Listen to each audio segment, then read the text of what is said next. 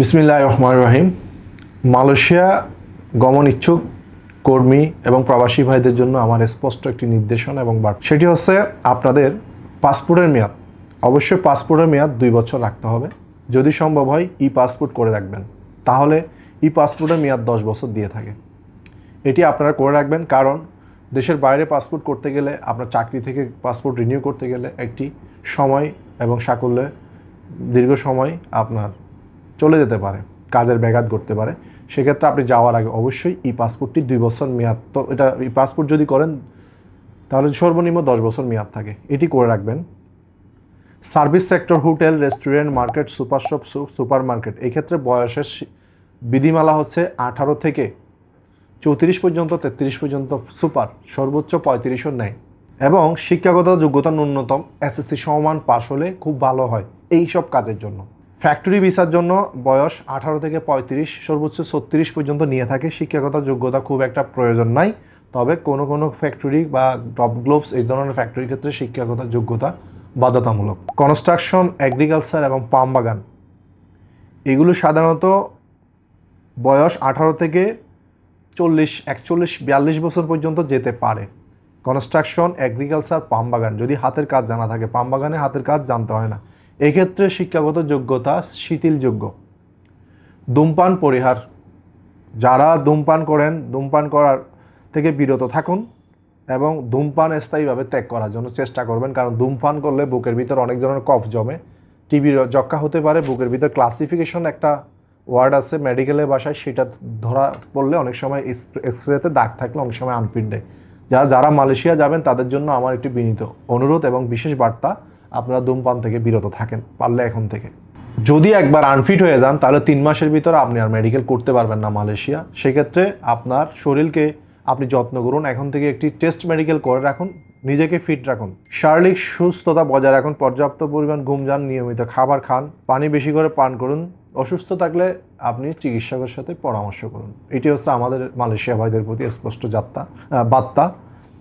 প্রয়োজনীয় কাগজপত্র প্রস্তুত রাখুন, যেমন এনআইডি, পাসপোর্ট, জন্ম সনদ, শিক্ষা সনদ, এগুলো আপনার অরিজিনাল কপি সাথে সংগ্রহ করে রাখুন।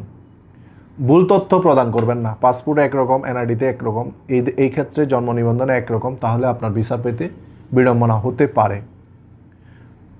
কোম্পানির নির্দেশনা আপনারা মেনে চলার জন্য প্রস্তুত থাকুন, যেমন মেডিকেল, বায়োমেট্রিক, সাক্ষাৎকার, কোম্পানি থেকে যে নির্দেশনা দেওয়া থাকে সেই সমস্ত সব কিছুই আপনারা মেনে চলার জন্য প্রস্তুত থাকুন। যদি আপনারা কোনো মাদকদ্রব্য সেবন করে থাকেন তাহলে এখনই পরিহার করুন। মালয়েশিয়া এখনও সিস্টেম কীভাবে ভিসা প্রক্রিয়া হবে এই ধরনের কোনো সিস্টেম এখনও চালু হয় নাই। আপনারা কোথাও পাসপোর্ট যদি জমা দেনও কোনো টাকা পয়সা অর্থ লেনদেন করা থেকে বিরত থাকবেন।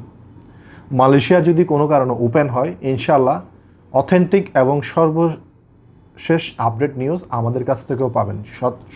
বাংলাদেশে অসংখ্য ইলেকট্রিক এবং টিভি, টেলিভিশন, পত্রিকা, মিডিয়া আছে এবং অসংখ্য বড় বড় এজেন্সি আছে, আমার চেয়ে অনেক বেশি ফ্যান ফলোয়ার তাদের আছে এবং অনেক পরিচিত আছে এবং আমার চেয়ে অনেক বড় ব্যবসায়ী আছে, আমি তাদেরকে রেসপেক্ট জানাই।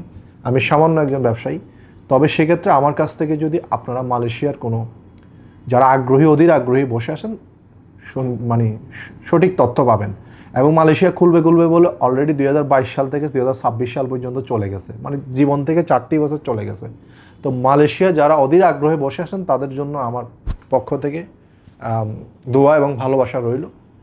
তাদের আল্লাহ যেন তাদের আশা পূরণ করে। যদি আপনাদের মনে করেন যে না, আপনারা খুব বেকারত্ব, হতাশ জীবনযাপন করতেছেন, তাহলে আপনারা বিকল্প দেশে যেতে পারেন। যদি মালয়েশিয়া ওপেন হয়, আপনার স্বপ্নের দেশ। আবার একটি দেশে গেলে আপনার 6 থেকে 8 মাসে, সৌদি বা অন্য দেশে গেলে 8 থেকে 6 মাস বা 1 বছরের ভিতর আপনার ভিসার টাকা উঠে যায়। সেক্ষেত্রে আপনি আরও কিছু টাকা জমিয়ে আপনার স্বপ্নের দেশ মালয়েশিয়া খুললে আপনি এসে আবার আবেদন করতে পারবেন। বেকার এবং হতাশ থেকে মুক্ত করার জন্য অল্টারনেটিভ পথ বেছে নিতে পারেন। কারণ মালয়েশিয়া 2022 বন্ধ হয়েছে, এরপর থেকে 2026 সালের প্রায় অলমোস্ট 7 মাস চলে যাচ্ছে, এখন পর্যন্ত কোনো সমাধান আসে নাই। মালয়েশিয়া খুলছে, মন্ত্রী মহোদয় বলছে।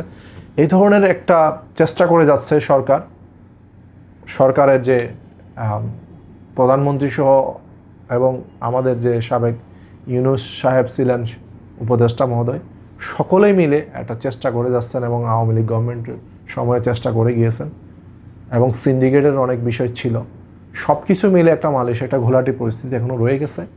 আমরা আশাবাদী যদি মালয়েশিয়া খোলে ইনশাআল্লাহ অন্তত 2-3 লাখ মানুষের কর্মসংস্থান হবে এই বলে আমরা আশাবাদী, এবং আমরাও চাই যে মালয়েশিয়া খুলুক। আমাদের প্রধানমন্ত্রী এবং মাননীয় মন্ত্রী সাহেব সকলেই অনেক আন্তরিক মালয়েশিয়া শ্রম বাজার খোলার জন্য, কিন্তু কিছু সিস্টেম জটিলতার কারণে এবং কিছু ইন্টারনাল বিষয়ের কারণে মালয়েশিয়াটা ওপেন হচ্ছে না। তো আপনারা যারা অধীর আগ্রহে বসে আছেন সকলের জন্য আমার পক্ষ থেকে শুভেচ্ছা এবং অভিনন্দন। আসসালামু আলাইকুম ওয়া রাহমাতুল্লাহি ওয়া বারাকাতুহু।